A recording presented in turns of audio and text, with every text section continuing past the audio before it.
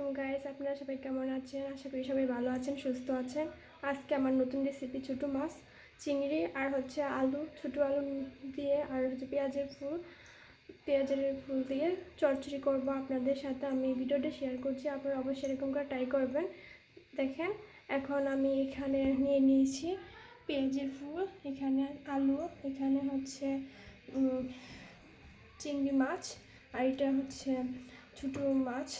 আর এখানে আমার যা যা লাগবে উপকরণ দেখেন: লবণ, হলুদ, ধনিয়ার গুঁড়া, মরিচের গুঁড়া, জিরার গুঁড়া, আর এটা সরিষার তেল। আজকে সরিষার তেল দিয়ে আমরা আপনাদেরকে দেখাবো ভিডিওটা।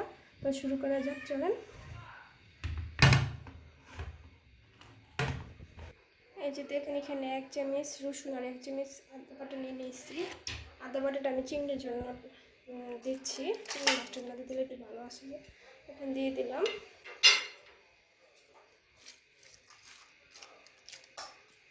এখন আমি এখানে পেঁয়াজের ফুল দিয়ে দিব, আর সাথে একটু কাঁচামরিচ দিয়ে দিয়েছি। দেখেন, এখন আমি এখানে হলুদ গুঁড়ো দিয়ে দিব।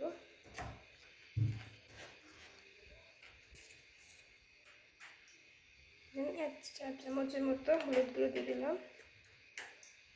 1 4 চামচের মতো মরিচ গুঁড়ো,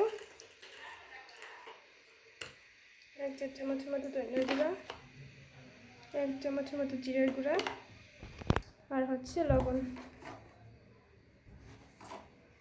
আর দিয়ে দিলাম 1 চামচের মতো লবণ। আপনারা লবণটা দেখে অবশ্যই দিবেন। এখন আমি উপকরণগুলো ভালোভাবে মাখিয়ে নিব।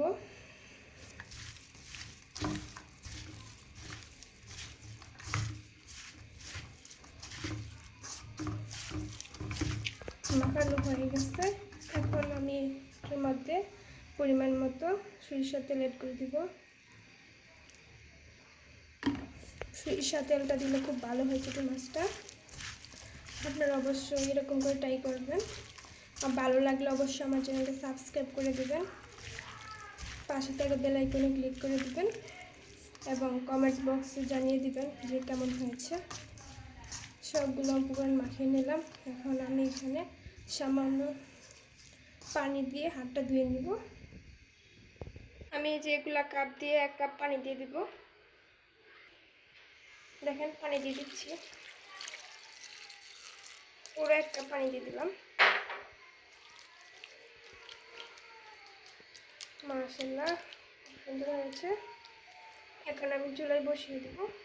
চুলায় বসিয়ে দিয়েছি। এখন আমি ডেকে দিব। আমার এটা রান্না করতে প্রায় 4 থেকে 5 মিনিট সময় লাগবে। ডেকে দিলাম। এখন আমি কাঁচামরিচ, ধনিয়া পাতা দিয়ে দিলাম।